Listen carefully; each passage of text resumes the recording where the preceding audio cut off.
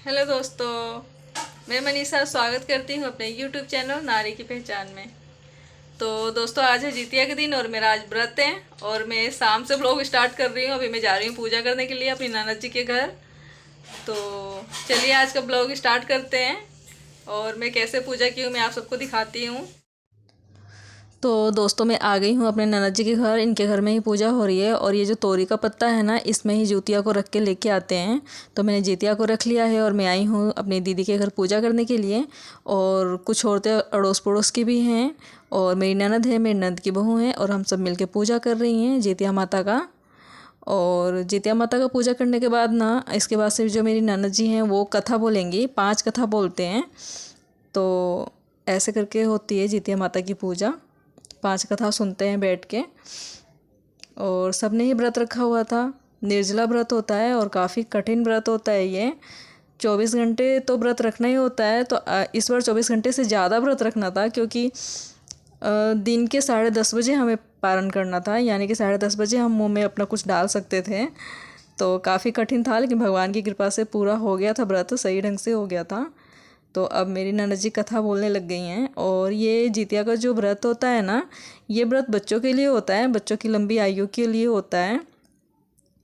और हमारी यूपी बिहार में तो काफ़ी लोग करते हैं ये व्रत। काफ़ी माना हुआ व्रत है और मैं तो बहुत पहले से ये व्रत देखती आ रही हूँ। मेरी मम्मी, मेरी दादी सभी लोग करते थे और अब मैं कर रही हूँ। और व्रत रखते हुए तो काफ़ी साल हो गए, मेरे 15 साल तो हो ही गए हैं।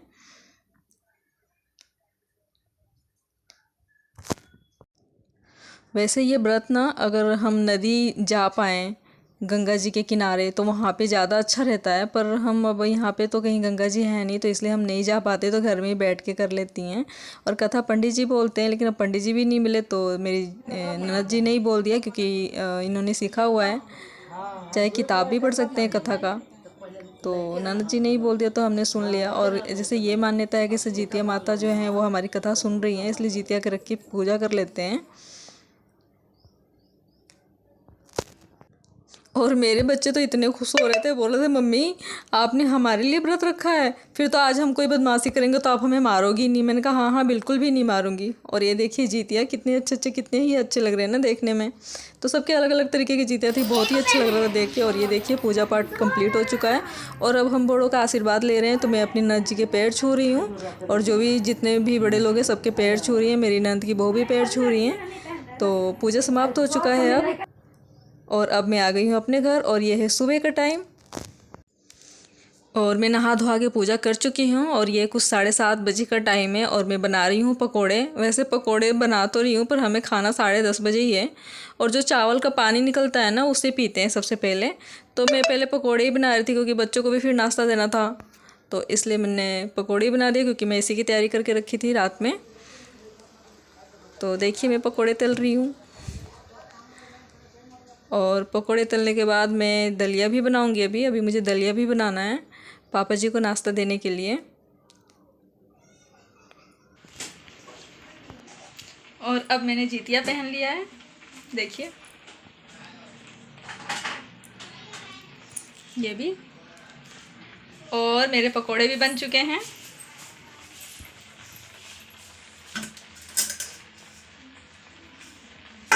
और यहाँ पे बन रहा है दलिया। तो अब मैं जा रही हूँ पापा जी को दलिया देने। तो मैं अब आ गई हूँ पापा जी के यहाँ। पापा जी फल खा चुके थे। फल खाने के बाद फिर मैं पापा जी को दे रही थी दलिया। तो पापा जी उठ गए। अब तो पापा काफ़ी पहले से सही हो गए हैं, अपने आप ही उठ के बैठ जाते हैं या फिर अपने आप ही खा भी लेते हैं। तो मैं पापा जी को दे रही थी दलिया और मुझे पापा जी का पैर भी छूने थे। तो मैंने पापा जी के पैर छू लिए और पापा जी ने मुझे आशीर्वाद भी दिया। और फिर पापा जी बोल रहे थे कि दलिया काफ़ी गर्म है, इसे ठंडा कर दो। तो फिर बस मैं सोची कि चलो थोड़ा ठंडा कर देती हूँ। तो फिर मैंने पंखा भी चला दिया था। और इसके बाद से अब मैं आ गई हूँ किचन में। और किचन में मैं चावल का जो पानी है वो निकाल रही हूँ, मतलब हम लोग इसे माड़ बोलते हैं।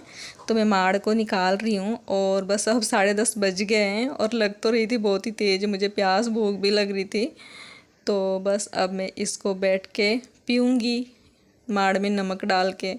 और जितिया के दिन मैंने काफ़ी सारी रील्स भी बनाई हुई हैं।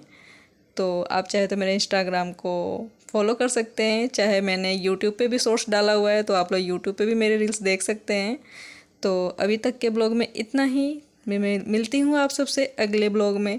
तब तक के लिए अगर आपको मेरी वीडियो पसंद आए तो मेरे चैनल को सब्सक्राइब करें, लाइक करें और शेयर करें।